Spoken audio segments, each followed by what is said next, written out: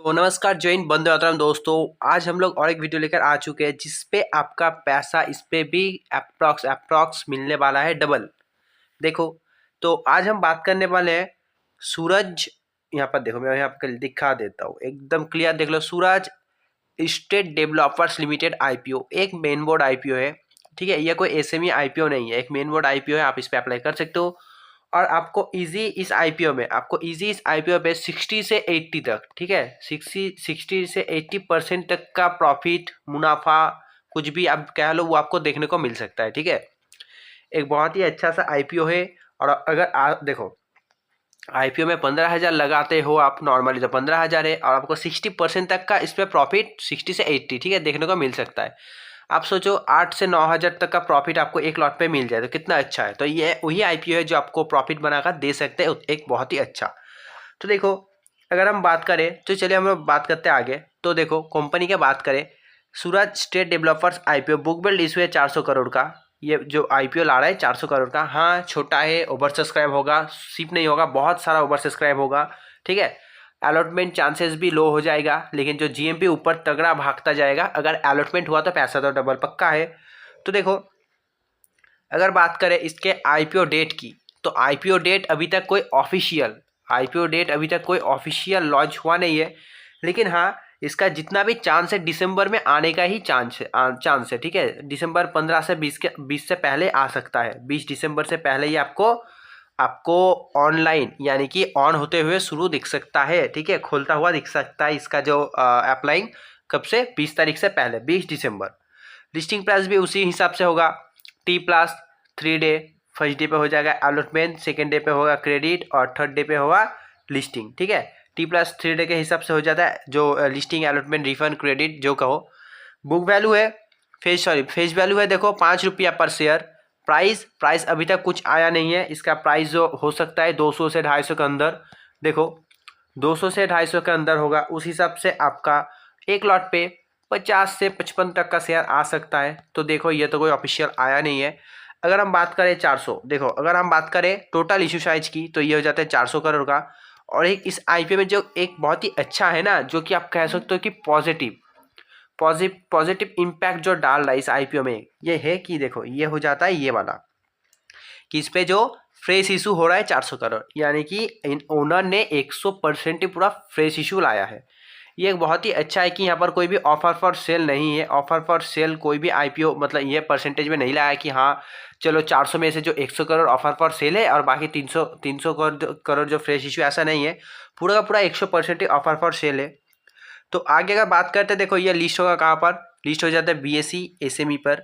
और अगर हम बात करें ये कितना शेयर, देखो प्री इशू, ये तो हो गया शेयर होल्डिंग प्री इशू, जो पोस्ट यहाँ पर डाला नहीं गया है। ठीक है, तो यहाँ पर एक हम लोग और एक बात करते हैं। देखो, जो सूरज आईपीओ का किसको कितना परसेंट मिल रहा है, तो देखो यहाँ पर रिटेल का और एक बल्ले बल्ले है, रिटेल का मोये मोये हो गया, बहुत ही अच्छा। यहाँ पर कियोबी को मिल रहा है 50%, इस 50% से भी जो एंकर को मिल जाता है, तो दोनों को मिलाकर मिल रहा है 50%। और उसके बाद आ जाता है रिटेल, तो रिटेल को बहुत ही अच्छा दिया है यहाँ पर 35%। अलॉटमेंट चांसेस हाई रहेगा क्योंकि 15% पर गया नहीं है। कंपनी रिटेल के बारे में बहुत सोची है और रिटेल को मिल गया 35%। तो देखो, जो अलॉटमेंट के लिए लड़ाई होगा वो हो जाता है एचएनआई में, क्योंकि एचएनआई में जो बी एचएनआई, स्मॉल एचएनआई है, और उनमें भी 15% है। ठीक है, यानी कि 7% करके मिल जाता है।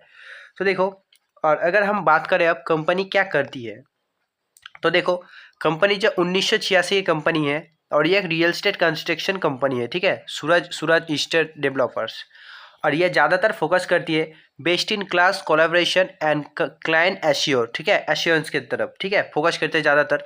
और अगर हम बात करें इसके एक्सपीरियंस की, तो देखो इस कंपनी का जो एक्सपीरियंस है 35 ईयर्स है। मैं आपको दिखा देता हूँ, यहाँ पर सब लिखा है, मैं ऐसे नहीं बोल रहा। कंपनी का जो एक्सपीरियंस है 35 ईयर्स का है। ठीक है, और कंपनी ज़्यादातर जो सेक्टर है कॉमर्शियल सेक्टर, ये देखो साउथ सेंट्रल मुंबई की तरफ है। ठीक है, साउथ मुंबई सेंट्रल रीजन। तो देखो, अगर हम बात करें, Suraj has develop over 10 lakh square feet in land in Mumbai. Mumbai में इन्होंने 10 लाख स्क्वायर फीट का भी लैंड बहुत सारा बना चुका है। ठीक है, उसके बाद in the residential portfolio Suraj is present across the value luxury and luxury segment across multiply price point with unit value ranging from कितना है, from 10 मिलियन to 130 मिलियन। ठीक है, तो देखो कंपनी बहुत ही अच्छा है, फाइनेंशियल भी बहुत ही अच्छा है। देखो इस पर बहुत सारा बैंक का भी नाम जुड़ा हुआ है, जैसे कि फॉर एग्जाम्पल मैं आपको एक दो बता देता हूँ। तो देखो यहाँ पर यूनियन बैंक है, ठीक है, यहाँ जो सरस्वत कोऑपरेटिव बैंक है, बहुत सारा बैंक है, बहुत ही एक अच्छा कंपनी है, ठीक है। टोटल जो 40 प्रोजेक्ट इन्होंने जो अब तक कैप्चर कर चुका है, तो एक बहुत ही अच्छा कंपनी है। प्रॉफिट भी आपको बहुत एक अच्छा सारा दे देगी। देखो कंपनी का जो फाइनेंशियल है उसके बारे में हम अब यहाँ पर आगे चर्चा करते हैं, इसका फाइनेंशियल क्या है। तो चलिए आगे बात करते हैं इनका जो स्टेटमेंट, फाइनेंशियल कुछ भी कह लो, प्रॉफिट एंड लॉस। तो सबसे पहले ये हो जाता है पीरियड। तो देखो हम लोग पीरियड 2021 से अब बात करते हैं, 31 मार्च, ये सब 31 मार्च का है, ठीक है। 31 मार्च 2021, 31 मार्च 2022, 31 मार्च 2023। तो देखो सबसे पहले आ जाता है 31 मार्च 2021। तो 2021 को कंपनी का जो एसेट था ये 792 करोड़ था। कंपनी का एसेट 792 करोड़ था। अगले अगले साल ये हो गया 864 करोड़, ठीक है, ये इंक्रीज हुआ, 70 करोड़ तक का इंक्रीज हुआ। और अगले साल यानी कि 2023 को ये और इंक्रीज होकर हो गया 942 करोड़। ये भी यहाँ से 70 तक करोड़ इंक्रीज हुआ। बहुत अच्छा है, एसेट 50-60 करोड़ करके हर प्रति साल इंक्रीज हुआ है। अब बात करते हैं रेवेन्यू की। तो देखो जो रेवेन्यू 2021-31 मार्च को, ठीक है, 2021-31 मार्च को जो रेवेन्यू 244 करोड़ था, ठीक है। अगले साल यानी कि 2022 के 31 मार्च को जो रेवेन्यू 273 करोड़ हो गया। अप्रॉक्स आप देखो तो 30 करोड़ तक का इंक्रीज हुआ। और अगले साल यानी कि 2023, यहाँ से भी और 30 करोड़ का इंक्रीजन हुआ और ये हो गया 307 करोड़। यानी कि हर साल 30 करोड़ के कंपनी जो अपना रेवेन्यू इंक्रीज कर रही है। प्रॉफिट आफ्टर टैक्स देखें तो 2021 में कंपनी का जो प्रॉफिट आफ्टर टैक्स था वो 6 करोड़ था, 6 करोड़ 20 लाख। अगले साल यानी कि 2022 पे कंपनी ने 26 करोड़ प्रॉफिट कर लिया, अप्रॉक्स 26 करोड़ 50 लाख। और जो 2023 पे कंपनी ने प्रॉफिट किया है ये अप्रॉक्स 32 करोड़ किया है, ठीक है। आफ्टर टैक्स बता रहा हूँ मैं, ऐसा 32 करोड़ ऐसा कुछ प्रॉफिट किया है, यहाँ पर आप देख सकते हो, ठीक है। 6 लाख था 2021 में, 2022 पे हो गया 26 लाख। यहाँ से बहुत एक अच्छा इंक्रीज मिला है और यहाँ पे थोड़ा सा आपको मिला है 32 करोड़ तक। और अब हम बात करें कंपनी के रिजर्व्स और सरप्लस के बारे में। कंपनी का 2021 में कंपनी का जो सरप्लस रिजर्व मनी था वो 22 करोड़ था, अप्रॉक्स 23 से मान सकते हो। 2022 पे कंपनी का जो रिजर्व मनी वो 23 करोड़ हो गया, यानी कि 1 करोड़ तक का मुनाफा, 1 करोड़ इंक्रीज हुआ। और 2023 पे यानी कि इस साल कंपनी का जो रिजर्व मनी है वो 55 करोड़ हो गया, ठीक है, अच्छा है, अप्रॉक्स डबल से भी ज़्यादा, तो बहुत ही अच्छा है। और अगर हम अब बात करें कंपनी की बोरोइंग की, तो देखो कंपनी थोड़ा सा हेवी बोरोइंग है। 2021 पे कंपनी का बोरोइंग था 600 करोड़, बहुत हेवी था, ठीक है। 2022 पे देखो सरप्लस, अगर आपका रिजर्व मनी के अंदर बोरोइंग है तो बहुत अच्छा है, अगर इसे पार कर दे तो थोड़ा रिस्क है, लेकिन कंपनी अच्छा है, कोई ना, मैनेज कर लेगा, प्रॉफिटेबल कंपनी है, ठीक है। तो देखो 2021 पे कंपनी का बोरोइंग था 600 करोड़। 2022 में कंपनी का बोरोइंग और बढ़ गया, ये हो गया बढ़कर 638 करोड़, यानी कि 38 करोड़ तक का बोरोइंग बढ़ गया। और 2023 पे कंपनी ने अपना बोरोइंग की तरफ ध्यान दिया और इसे घटाकर 593 करोड़ तक अपना जो बोरोइंग कर दिया, ठीक है, कमाकर। तो देखो ये हो गया कंपनी का फाइनेंशियल स्टेटमेंट, ठीक है, कोई खराब नहीं था, बोरोइंग के छोड़ के सब अच्छा था। आरओई है 58% तक आपको आरओई देखने को मिल रहा है। आरओसी भी 21%, अप्रॉक्स 22% तक दिखने को मिल रहा है। डेट पर इक्विटी 8.31 है। ईपीएस अर्निंग पर शेयर कितना है, 10.1 है। और जो RONW है ये कितना है, 58%।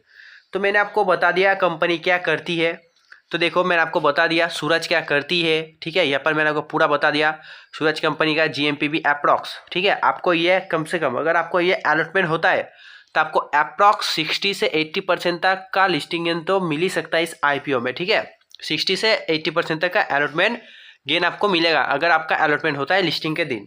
बहुत ही अच्छा IPO है, साइज भी बहुत ज़्यादा नहीं है, जस्ट 400 करोड़ का है, बहुत ही छोटा सा एक IPO है।